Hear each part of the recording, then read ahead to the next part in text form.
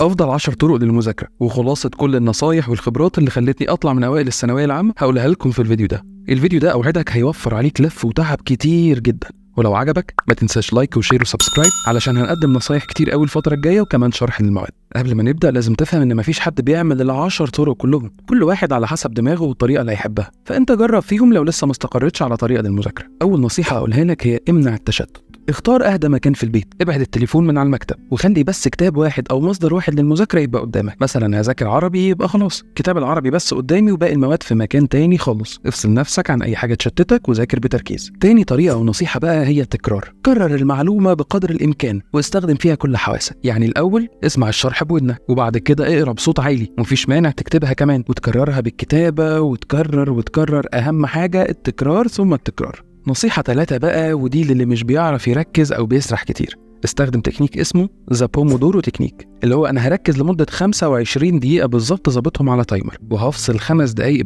بس مش هروح في ال5 دقايق اللي هفصل فيهم أمسك الموبايل، ممكن أتمشى، أشرب مية، أكلم حد من البيت، أفصل بس وأرجع تاني. أهم حاجة تمشي مظبوط، 25 دقيقة مذاكرة وتركيز وراها 5 دقايق راحة بس، ما تزودش في وقت الراحة شايفك. الطريقة الرابعة بقى وهي إنك لازم تفهم الأول كويس قوي. علشان تبدأ تحفظ لازم تفهم. دايما دماغنا بتستقبل معلومات كتيرة جدا على مدار اليوم، لكن اللي بيثبت منها في دماغك هو قليل قوي علشان إحنا مش بنحاول نفهمه، فبندي إشارة لمخنا لا دي معلومة مش مهمة. لكن لو حاولت بقى تفهم الدرس بتاعك كويس قوي، غير إنك طبعا بتدي إشارة لمخك إن معلومة مهمة ولازم يحفظها، لكن انت نفسك هتستمتع بالمعلومه. الحفظ هيبقى اسهل بكتير، وكمان فرصه انك تسترجع معلومه انت فاهمها هتبقى اعلى بكتير جدا. خامس نصيحه هي رتب يومك وجدولك من بالليل. جدول حصصك ومذاكرتك انت بتبقى عارفه من اول السنه، علشان كده رتب قبل ما تنام بكره انا هذاكر ايه. مش لازم نرتب من الساعه، يعني مثلا من الساعه 8 ل 9 اخلص درس النحو، لا مش للدرجه دي، بس رتب ان عندك درس جديد يتذاكر ومراجعه درس قديم، وما تنامش النهارده غير لما تخلص التعديل اللي حددته.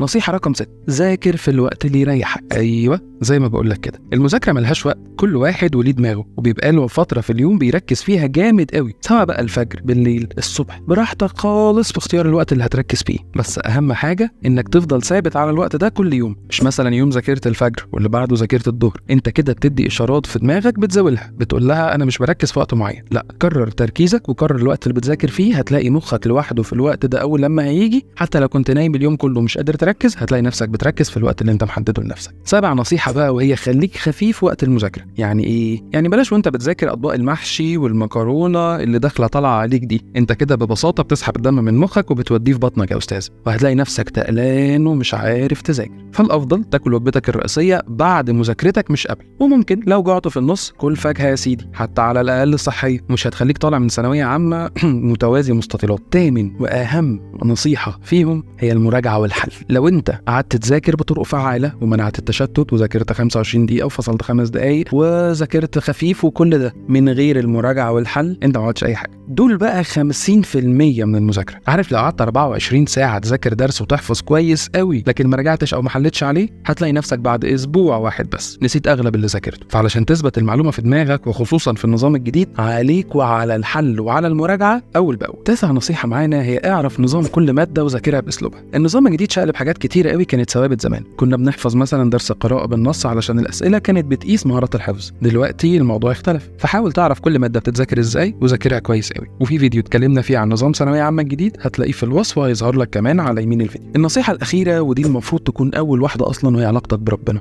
قرب منه على قد ما تقدر السنة دي، وإن شاء الله ربنا مش هيضيع تعبك وهيكرمك آخر كرم. وأخيرا لو وصلت لهنا شكرا إنك سمعت للآخر، وأتمنى إني أكون كنت مفيد ليكم قوي. وأي سؤال أو نصيحة عايزين نتكلم عنها اكتبوا لي في الكومنتات وأنا هجاوبكم. وشير بقى للفيديو علشان كله يستفيد، ودعموني بلايك واشتراك في القناة. بالتوفيق ليكم كلكم، وأتمنى ليكم كلكم النجاح.